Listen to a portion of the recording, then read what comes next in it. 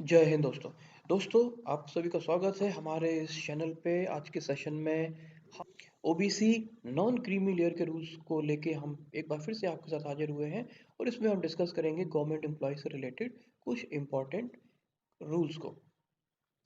बहुत सारे कैंडिडेट्स हैं जिनका ये क्वेश्चन होता है जो मैं पढ़ने जा रहा हूँ, जिसमें वो पूछते हैं कि will a candidate who has gross annual income of rupees 8 lakhs, read carefully, will a candidate who has gross annual income of rupees 8 lakhs or above possesses wealth above exemption limit as prescribed in the wealth tax act the for the period of 3 consecutive years be treated to fall in the creamy layer।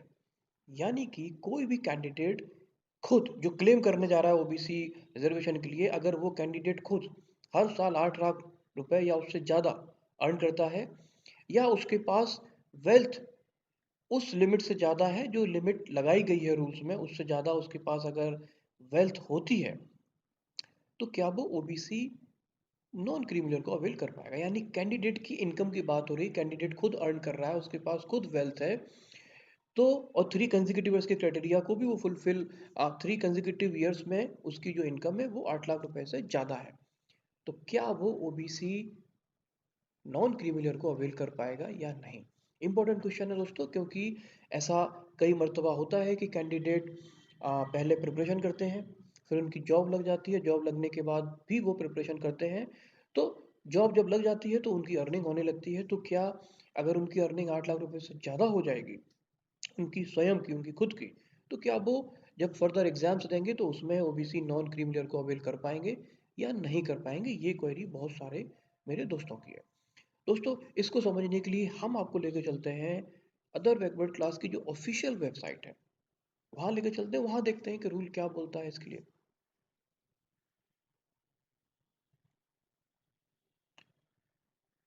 दोस्तों, ये DOPT का letter है और ये बोलता है, पहले इसको एक बार रीड आउट कर लेते हैं। Uh, it, it is clarified that the creamy layer status of a candidate is determined on the basis of the status of his parents and not on the basis of his own status or income, or on the basis of status or income of his her spouse. Therefore, while determining the creamy layer status of a person, the status or the income of the candidate himself or his or her spouse shall not be taken into account। Very clear, very loud and clear कि जब भी किसी candidate का OBC non criminal का status consider होता है तो उस समय उसकी खुद की इनकम, उसकी खुद की वेल्थ काउंट नहीं होती है। इवन उसके स्पाउस की इनकम, उसके स्पाउस का स्टेटस भी काउंट नहीं होता है। काउंट क्या होता है? पेरेंट्स का स्टेटस, पेरेंट्स की इनकम, पेरेंट्स की जॉब, यही काउंट होती है।